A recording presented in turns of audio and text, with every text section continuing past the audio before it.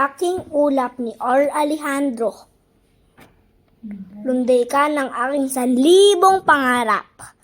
Sa dagat na langit ay lalayag-layag. Sa lundo ng aking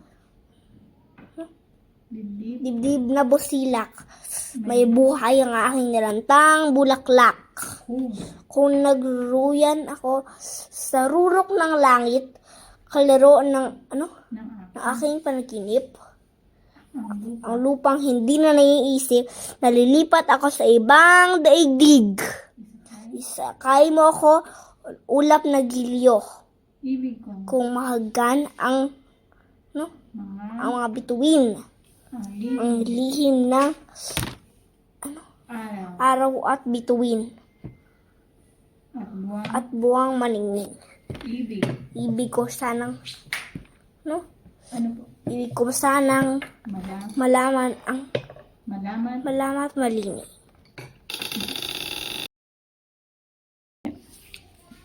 Puno ng saging. Puno ng saging, hinampas ng hangin. Hinahampas ng hangin. Mga dahon mo'y kipiin, ng buwig mo'y maiwang nakabitin. Puno ng mangga. Puno ng mangga. Kahit tibay ng sanga, sasabitan kita ng duyang maganda. Sa aming hardin, masayang masaya. Ibon sa puno, nagpapaligsahan sa pagganta. Walang ano-ano, nabugbog sila. Nangangiparangin. Nangagliparan, tarantang-taranta. Si pusa pala sa hardin nakakawala.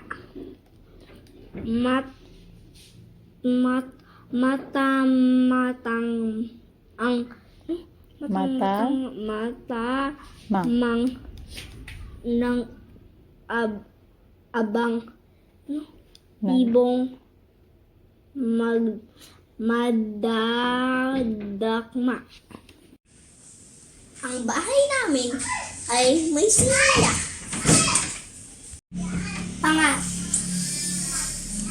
Ang pangarap ko paglaki ko ay isang malaking bahay.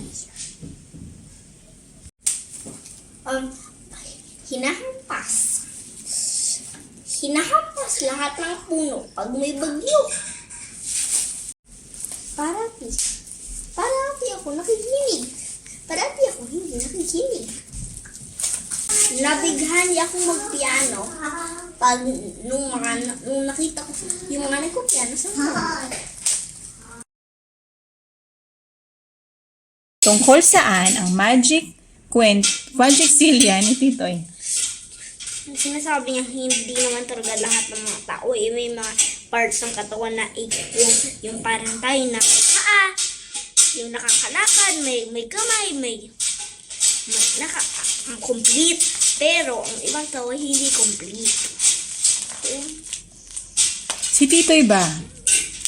Sa isang halimbawa, Wala siyang legs. Iba, walang kamay. si Titoy, anong masasabi mo bilang bata siya bukod sa wala siyang paa? Bata siya. Bukod sa pagiging bata na walang paa, may kakaiba pa ba sa kanya? Oo po. Kasi hindi po siya makakapunta sa iba. Please, agad bubuhatin pa siya. Pag walang wheelchair. Madali kaya ang kanyang... Kamusta si Titoy bilang batang hindi nakakapunta sa lahat ng... May wheelchair. May wheelchair siya. Kaya akala na ibumali.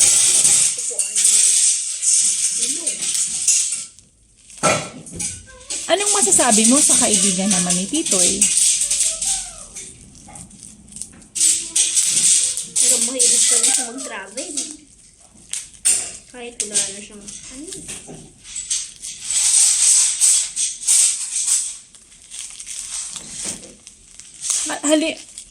Ang kaibigan ni Titoy, naalala mo ba? Anong masasabi mo tungkol sa kanya? Complete siya. Complete siya. Yun. Bukod dun, hindi siya special child. Sa pagiging kaibigan siya ni Tito, Nag-care siya para kay Tito. paano kaya niya na ipapakita yun? Yung pagkikare niya na sinasabi. Pagilo pa rin siya. Love niya pa rin sa Tito. Kahit wala na siya. Kung wala yung kaibigan niya, anong mangyayari kaya kay Titoy? Anong mangyayari kay Titoy?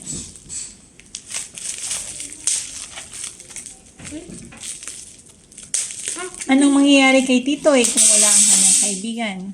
Wala siyang katulong. Walang help sa kanya. So, kailangan niya ng help. Kasi, paano siya makakaalis? Sa isang place, kaya dapat may wheelchair. Nasabi mo na yung walang kamay, walang paa. Ano pa ba ang iba pang uri ng pagiging special child? Yung left lip and palate. Tapos, ano pa mo? Bulag. Bulag.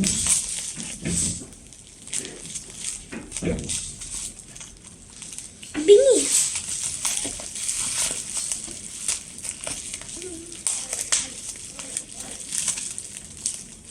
Kung ikaw ay masasabi mo bang ikaw ay isang special child? Ano ang gusto mong gawin o sabihin? Meron ka bang gustong sabihin sa isang bata o sa isang tao? Kagaya ni Ate Anna, isang special child. Kaya ano ko? Anong may gusto ka ba sa kanilang sabihin or gawin?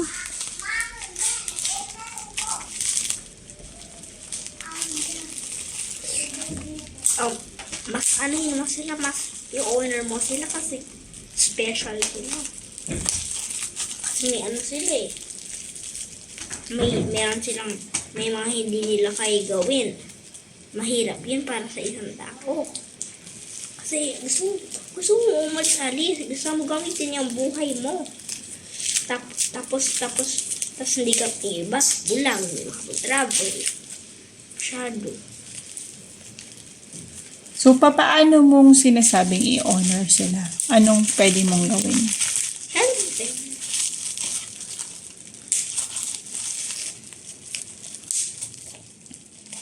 Okay? Tungkol naman saan ang kwento ni Nemo, ang batang papel? Isa pa. Ang ibang bata na ako. Ako ready na. Saan po? Sir? Ready na ako. Opo. Ang mga ibang bata, hindi sila magkakapareho ng ano. Iba ay poor. Sobrang poor na nasa isang maliit na bahay lang. Walang pagkain. Or at ang isa pa, may pagkain, tapos maayos na bahay. May sapat na pagkain. Tapos, mas malaking bahay at rich naman. Iba sila tingin ng bata. Hindi pa ko. So, si Nemo, anong masasabi mo? Anong klaseng bata siya? Naglilimos. Good night. Naglilimos na klase ng bata. Naalala mo kung anong klase ang kanyang pamilya? Hindi din maayos. Paano hindi maayos? Pinag-work si Nemo. Si daddy ang hindi nag-work, nasa bahay.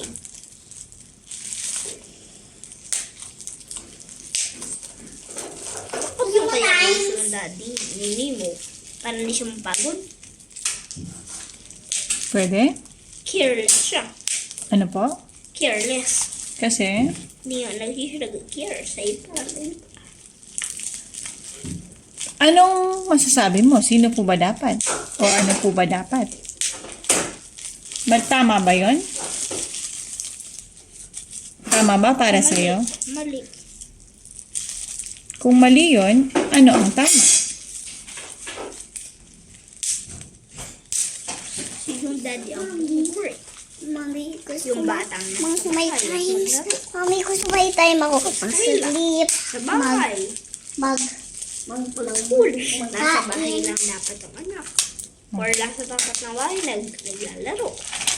Kaya. Or nasa bahay, nag-school. Kaya. Yun ang maayos na buhay para sa'yo. Tapos nakakapagluto. Para sa'yo, alin sa mga karapatan ng bata ang hindi nagagawa ni Nino? Bakit hindi? Bakit hindi ba? Bakit hindi? O meron po ba siyang karapatan ng bata na nagagawa niya? Wala. Lahat ang hindi mali. Hindi nga nagagawa lahat ng dapat ng karapatan. Hindi ko magawa. Ikaw po, para sa'yo, bilang isang bata, nagagawa mo po ba ang lahat ng karapatan ng isang Yes. bata? Pare mo bang sabihin? Kasi nagagawa niya. Ano yung mga karapatan ng bata na nagagawa mo?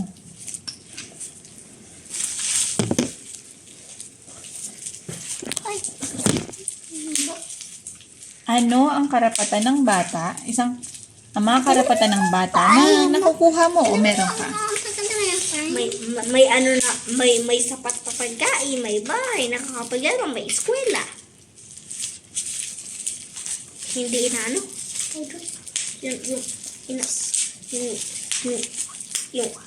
Yung parang may yung parang may ano? Tawag doon? I Ha? forget, ano ba yun? Tungkol saan? Tama ka po. Tama yung mga lahat ng nasabi mo. Pero may gusto ka pang sabihin. Tawag saan? Ma-explain. Tungkol sa any word? Taga naman. Wala ng battery na robot. Why? Tingnan natin kung Yung parang battery violin. pa. Dapat Tingnan natin sa loob. Tingnan natin. pinoprotektahan. Tingnan natin. Oh my God. Pinoprotektahan. Okay. Tingnan natin kung may battery. Okay. Wala. So kung makakakita ka naman ng isang batang kagaya ni Nemo, ano kaya ang magagawa mo? Meron ka bang magagawa? Papel. Ano po? Meron ka bang magagawa? Pag ano? Bilang isang bata, pag nakakita ka ng isang batang kagaya ni Nemo, Ang taga naman. Ang taga naman. Bigyan mo siya ng pagkain. Pwede mo siyang isama sa bahay mo. At alagaan mo siya.